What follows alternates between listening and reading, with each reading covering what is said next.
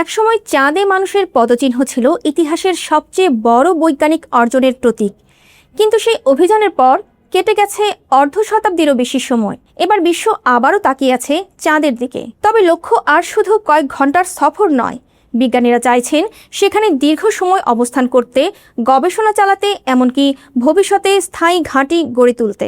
কেন আবার চাঁদে ফিরছে মানুষ? সেখানে কি হতে পারে ভবিষ্যতের মহাকাশ শহর? আর এই পরিকল্পনা কি সত্যি মানুষকে মঙ্গলে পৌঁছে দেবে? 1969 সালে প্রথমবারের মতো মানুষ চাঁদে পা রাখে। এরপর আরো কয়েকটি অ্যাপোলো মিশন হলেও 1972 সালের পর আর কোনো মানুষ চাঁদেই যায়নি। কিন্তু এখন সিনারিও একেবারেই বদলে গেছে।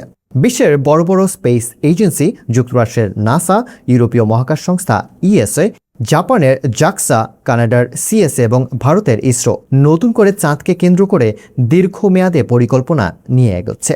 পাশাপাশি চীনও নিজস্ব চন্দ্র কর্মসূচি দ্রুত এগিয়ে নিচ্ছে। সবচেয়ে আলোচিত কর্মসূচি হলো আর্টিমিস প্রোগ্রাম। এর কর্মসূচির লক্ষ্য শুধু চাঁদে মানুষ নামানো নয়, বরং দক্ষিণ মেরু অঞ্চলে নিয়মিত মানব উপস্থিতি নিশ্চিত করা। বিজ্ঞানীদের ধারণা, ওই অঞ্চলের কিছু ছায়াচ্ছন্ন গহ্বরে বরফের আকারে পানি থাকতে পারে, আর সেই পানি শুধু পান করার জন্য নয়, তা থেকে তৈরি করা যেতে পারে অক্সিজেন, এমনকি হাইড্রোজেন জ্বালানিও। অর্থাৎ ভবিষ্যতের মহাকাশ অভিযানের ফুয়েল স্টেশন হয়ে উঠতে পারে চাঁদ। আর এখানেই শেষ নয়, নাসা পরিকল্পনা করছে লুনার গেটওয়ে নামে চাঁদের কক্ষপথে একটি ছোট মহাকাশ স্টেশন তৈরি করার। এই স্টেশন হবে ভবিষ্যতের চন্দ্র অভিযান এবং মঙ্গল অভিযানের মধ্যবর্তী গুরুত্বপূর্ণ কেন্দ্র।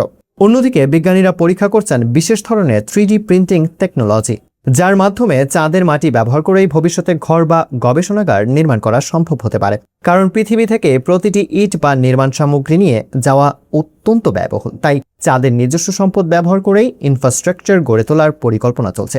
তবে এই পথ মোটেও সহজ নয়। চাঁদে নেই শ্বাস নেওয়ার মতো বায়ুমণ্ডল। দিন ও রাতের তাপমাত্রার পার্থক্য কয়েকশো ডিগ্রি পর্যন্ত পৌঁছাতে পারে। মহাজাগতিক বিকিরণ, সূক্ষ্ম ধূলিকণা এবং সীমিত সম্পদ সব মিলিয়ে সেখানে দীর্ঘ সময় মানুষের বসবাস নিশ্চিত করা এখনও বড় প্রযুক্তিগত চ্যালেঞ্জ। তারপরও বিজ্ঞানীরা বলছেন, যদি এসব বাধা অতিক্রম করা যায়, তাহলে চাঁদই হতে পারে মানুষের প্রথম স্থায়ী মহাকাশ ঘাঁটি।